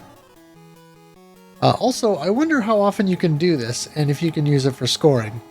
Maybe the destruction kind of stacks in the second round, that could be. But I couldn't get far enough to check it. Also, it's tough to keep the power up and the weapon rotation going, because the boss section only gives you 2 or 3 power-ups, and usually you need to restore some health. And once again later, Fuso got me again, but I managed to get 100% of the 1 to 3 boss fights and to pick most of the bonuses, so I got a nice score update at least. Again later, I finally managed to get to stage 5 today by timing out Fuso at like 80%. Unfortunately, I didn't take much care about my scoring in 1 through 4 and missed 2 bonuses, so no new PB. Unfortunately, I couldn't get very deep into stage 5 because of a zippy plane that crashed right into me. And then for final thoughts, I haven't played too much of the 19XX series before, and to be honest, I always had a hard time separating the games from each other, with 19XX being the only exception. So it was nice to spend some time with 1943, which is without a doubt a true genre classic. Unfortunately, I hit a wall with Fuso way too early, and I just didn't like the game enough to put in the time and effort to overcome this obstacle. I also find it difficult to read the game, and everything seems pretty chaotic to me. Hello zippy planes and swirly bullets. I still had a fun time to throw in a credit throughout the month from time to time, and at least play the game to stage 4, and maybe just be lucky, which didn't happen. Yeah, I really feel like, as I mentioned in the notes, Fuso is kind of the first wall. And that's something that we saw over and over throughout the month. Many people mention that. And Dio Ray says, after a long day, I managed to set my Commodore 64 emulator for a Nemesis run. Failed to get a screen capture working, so instead grabbed a quick 45 minutes on 1943 on the Capcom Arcade PS5. Using default settings, difficulty rank 8, essentially normal. After crashing out on stage 2 a bunch, I started to make some progress and managed a 269,500 point stage 4 run. My gameplay is sloppy. I'm avoiding bullets fine, but little kamikaze fighters are the thing I need to learn to avoid. I was always bad at 19XX titles. This summer is going to be rough on me. I chose to see this as character building. What could possibly go wrong?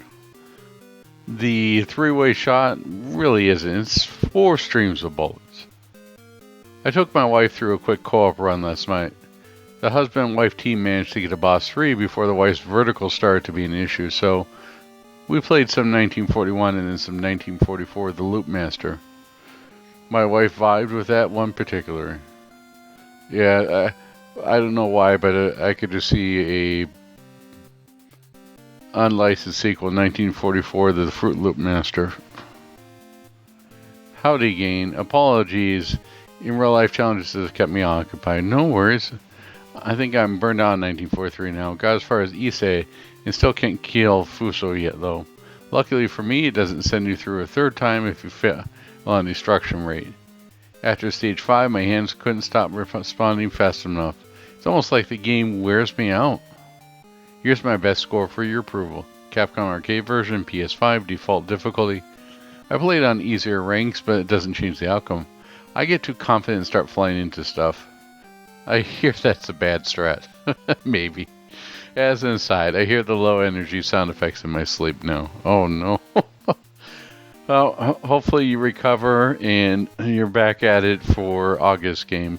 Thanks again for giving it a shot. I too hear the low alarm sounds in my sleep. Indeed. iHaz jumped in and said, "Yeah, I think I'm developing the skills to consistently get 3-way. Seems like the issue here. It's the second power up in the cycle, it seems. I always accidentally shoot it and get something bad." Yeah, that's a common problem. Hybrid Rod says, putting my name on the board. I'm no Enterprise taking on the whole Japanese Navy. Well, at least not yet. Quick tip. When you reach 100% destruction on the boss, the debris blast out damages you if you touch it. I'm liking this one. I like it better than 1941. I'll have to wait and see with next month though. Managed to get to Ise. Somehow I got a laser in the early stages, but I don't know how I did it. First impressions for me, I really like the energy system. When it's high, you can take one more hit. Well, I don't like how you can take more damage when you collide with other aircraft. It makes sense for balance. I also don't like how you have little instability frames when you take damage. There's also the power-ups. You have a choice between more energy or weapon power-up, and you choose by shooting the power-up. Each weapon power-up only lasts 20 seconds, but you get more time if you don't pick up the same weapon. Pro tip. The weapon timer maxes out around 65 seconds, at least I believe it does. Managed to get to the Hero aircraft carrier. The women pick up on the Hero stage paired with the auto weapon. Make short work of most stages if you can keep them. Managed to get to the Nagato, but I'm not proud. I got frustrated and rewound a bit when I collided with the boss in the final Ayako fight. Got to Nagato again, and without rewind this time, the game expects near liberal use of your lightning crash near the later levels. Well, that's fine and dandy. Maybe it makes it so it always clears the screen when it's used. What the heck was Capcom on with that final boss?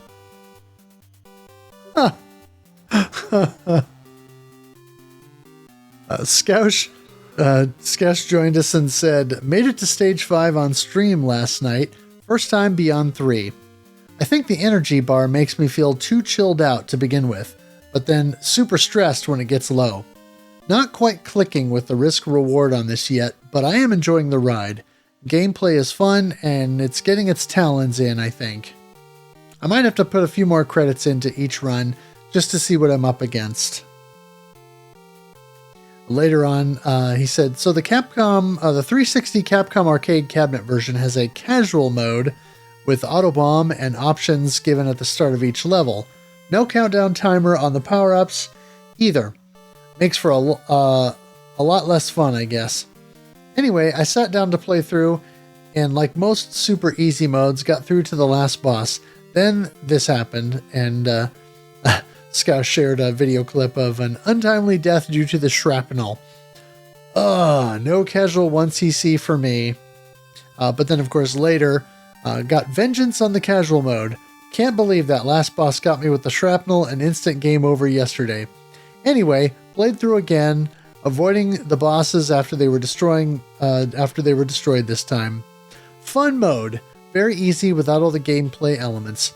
I posted the clear as I couldn't see many up on YouTube. And yeah, there was a video shared of that clear. Mimi says, I got killed by the shrapnel? Yeah. A common refrain. Schlarp said, 1943. Just joined late to the show and kicked off by playing the C64 version because I do not remember playing that as a kid. The game boots into the main menu featuring nice music. Pressing F1 starts the game. Let's go. Oh my, that actual screen is so small. And my plane moves in bullet time, but all the time. Graphics are decent with basic sound effects. I can move and shoot, that's it. Every round is split into 2 parts.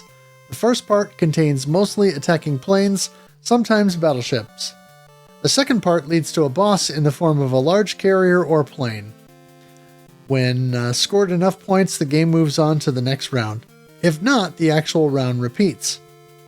The game gets repetitive and uninteresting quickly, featuring very simple enemy formations, a hitbox that seems to be larger than the sprite itself, and pickups partially in places where you cannot avoid damage trying to pick them up.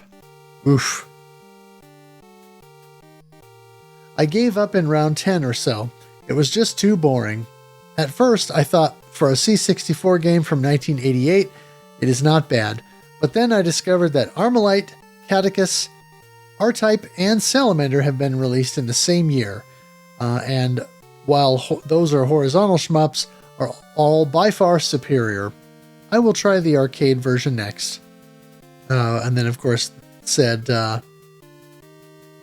made it to stage 5 for the first time. Strawberries give massive points, don't they? Desolus says, don't have much to say at this point other than, I love this game for how straightforward it is. Just plays nicely to me. I have played a lot of the NES port of the years and have a lot of fun memories there. Been quietly putting a few credits here and there into the arcade Steam release.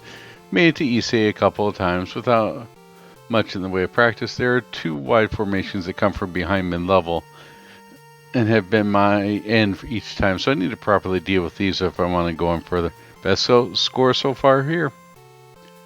I was contemplating how I would deal with those waves coming from behind them, flying low, and then pop up to your level after they gotten close to halfway in. I think I need to be ready to get behind them as they come in on the screen. I tried flipping them over the top of them, but just end up landing right on top of them. Eat Electric Death said, didn't comment earlier, but I put some runs in during the month. Yeah, this one didn't click with me. It's too long, and I'm not a fan of the health and weapon system at all. And that's okay. Looking briefly at the high scores here, quite a few submissions. Master Who had the highest score with 2,715,240 points.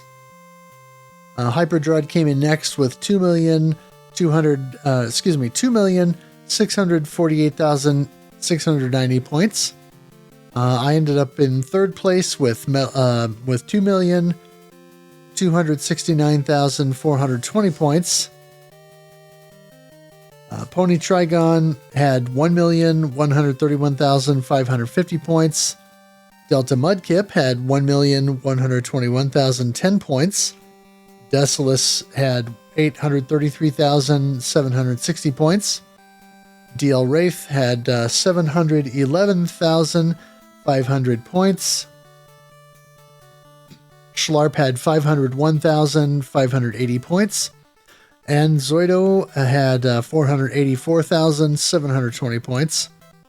Eat Electric Death came in with 359,510 points. Scoush had 329,000 even. And then Tetraphobia had 211,700 points.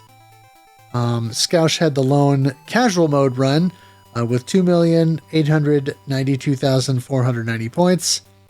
I was the only one who submitted a score on the NES version, which was 983,400 points. And then Schlarp, of course, with our lone C64 entry, 311,260 points.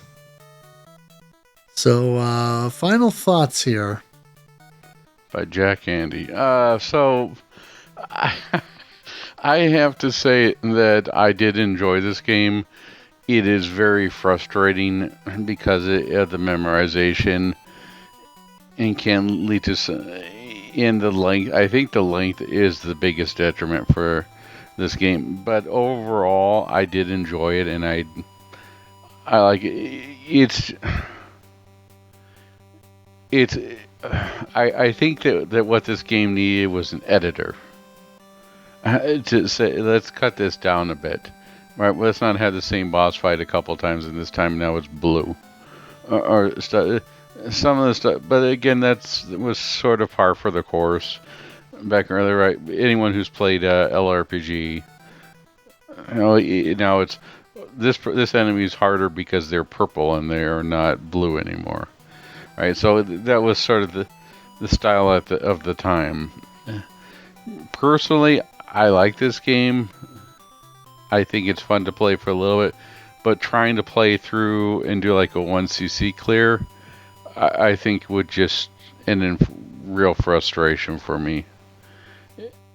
It's not a game that I want to play and route and memorize and everything done, but I will certainly fire up and play for half an hour or even a couple hours.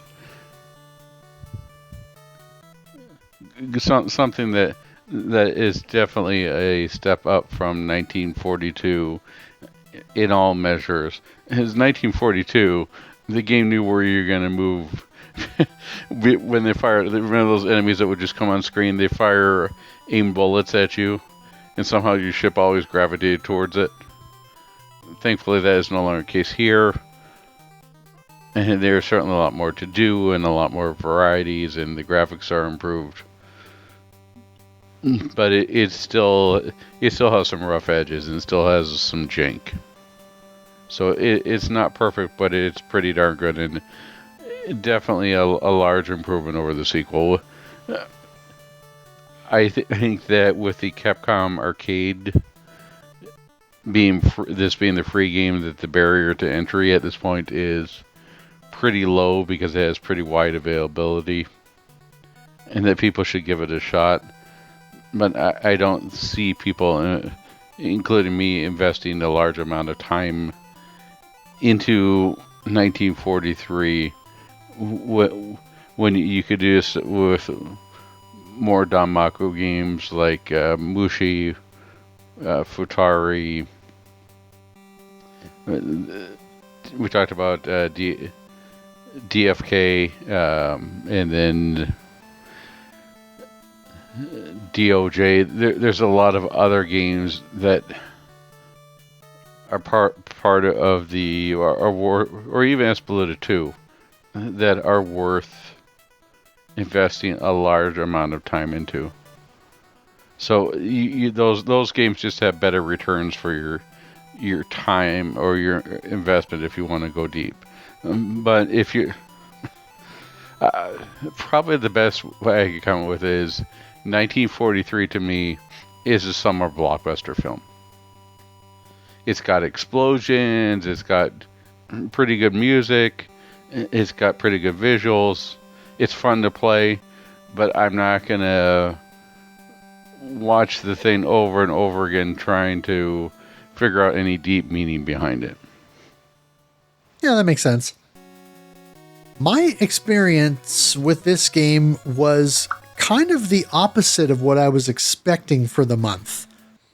Now, I kind of went in thinking that I probably wouldn't get very far in the arcade version, and I'd do a few casual runs with that, and then I would end up putting a solid amount of time with the NES version. And of course, this was when my streaming rig got taken out during the storm that happened during that month. And so my experience differed, but funny enough, I actually wound up getting quite far in the arcade version. I made it all the way to the Yamato. I didn't beat it. I didn't get my clear, but I did reach the final boss. And so I think with a little bit more time and practice, I probably could get a clear, with not an inordinate amount of additional work. The other thing is the NES version, I've always just sort of played casually. And it's one of those where I fire it up, I play for a little while, do a few rounds with it, and then kind of put it away. I've never approached it very seriously. And I realize that's probably a good thing, because the NES version is flipping brutal. I could not get past stage 9 for the life of me. And I have to wonder, because of the RPG element in the game with the upgrade system, I have to wonder if there is an optimal upgrade path. One thing I found out, Pony Tragon made the point to stick with the 3-way most of the time. And I think in the arcade version, you can do that. There are spots where it's advantageous to switch to another weapon. For example, on the Ayako fights, if you want to get 100% destruction rate on those, the key is brevity. And so you have to do it quickly. For whatever reason, you have to beat the boss fast in order to get the 100%. You can do that with 3-way, but it's a lot riskier because you have to point blanket in order to do enough damage quickly enough for that to happen. And so you're better off using auto or shell for that fight just so that you can hang back and be safer. With the NES version, you cannot just rely on the three-way. Even if you prioritize the offensive power path and put almost all of your eggs into that basket, you're still not going to do enough damage on some of the later bosses to do those quickly. Even with the charge laser that you get, which feels like a bit of a precursor to later games in the series, you still just aren't going to do enough damage by only going with the three-way. And so there are going to be times when you really need to switch to the other weapons. But boy, the NES version of the game is just really difficult. And like I said, I was surprised at just how punishing it gets very quickly.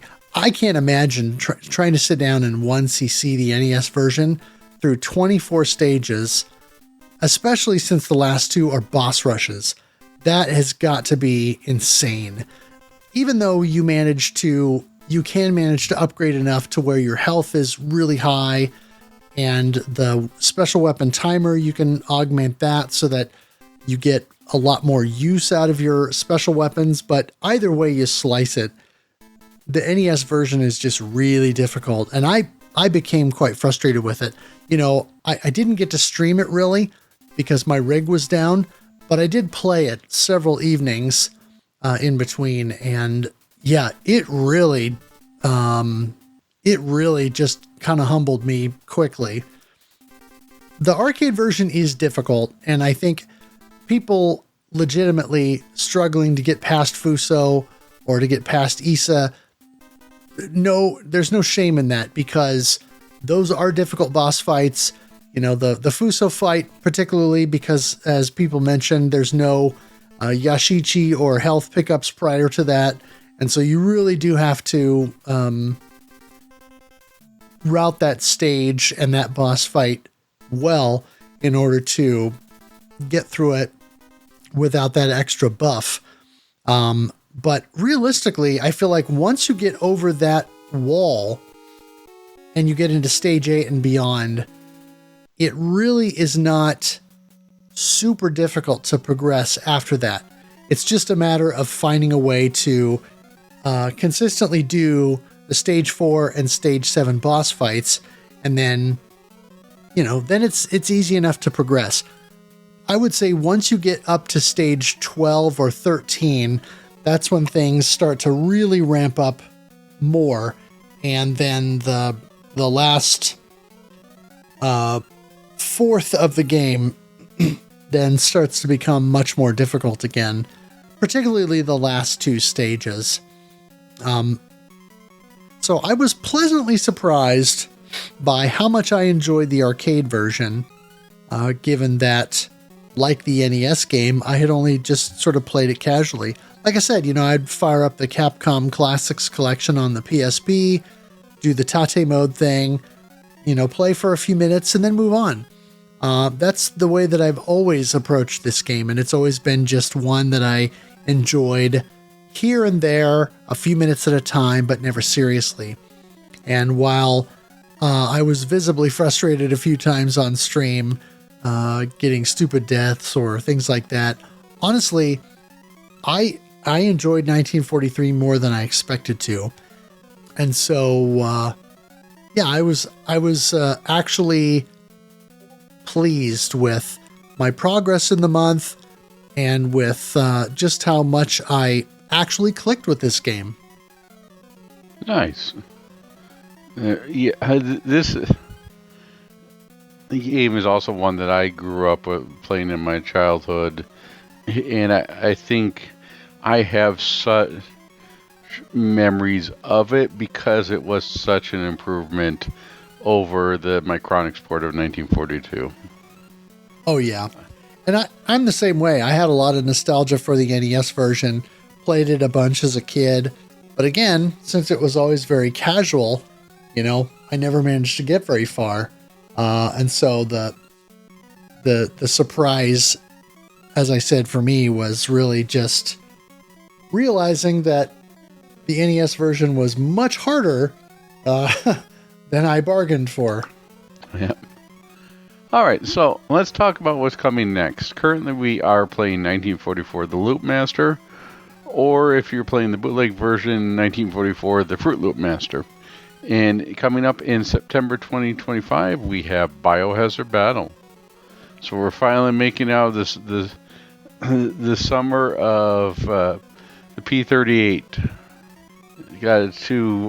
I have to say, after playing 1943 and then moving into 1941, it feels like 1941 I'm in a dark ride at an amusement park. Because anytime that plane gets hit, it starts going spinning. It feels more like I'm a bumper car, not a P38. Yeah. Yeah, the 1941 conversation will be interesting. I'm looking forward to it. So let's shout out eTrim for the logo. I'd like to mention the podcast shirts over at redbubble.com. Kogasu for the intro and outro music, which I was sad to see is no longer available on YouTube. And MetalFRO for streaming. And, streaming again. Thankfully, you got your streaming rig repaired. The game of the month. Also like to thank your parrot dogs for providing entertainment. Yes, indeed. I would also like to shout out. BB from the Discord, who of course did the game Operation Steel. Since I got the new gaming rig up and going, I kind of got the itch to play that again because of my previous rig, since it was all down and had to be redone from scratch. All the stuff, you have to unlock it again. And so I decided that I wanted to play it a little bit and unlock some stuff, and ended up getting a couple of 1cc's and, unlocking all the items. And I think I've got most of the map pieces again already. And so he happened to catch me in Discord while I was playing, because if you have Discord associated with your Steam account, it'll actually show what you're playing at that time. And so he happened to notice that I was playing that game, and so that was kind of fun that he hit me up about that. And so yeah, I kind of got the bug again after doing doing the new gaming rig. Nice. Hey, one of these days we'll have to do like a return to, where we reevaluate a game. We'll have to do the most popular ones or something, maybe a poll or something. Yeah, that would be fun. Maybe spend a little bit of time with each one of the games and give some fresh thoughts and impressions on it. Sounds good to me. All right. Well, anything else that we need to shout out or mention? Yes. I would like to first say thank you again to everybody who participated. I know the Discord's been a little bit spartan lately, so thank you everybody who participated. We definitely value everybody's participation and everybody chiming in and helping out. It's led to great suggestion ideas, so keep pushing out the ideas for games as we are compiling the list for 2025 right now. All I can say is what sounds like a paint product, Varnex, is definitely on there. Oh, yeah. So we've got that, and we've got a return to cave for the focus shot for next year. So we're working on that. We're still taking suggestions. Always love the engagement, and thank you everybody. Hope you have a good time, and we will catch you next time.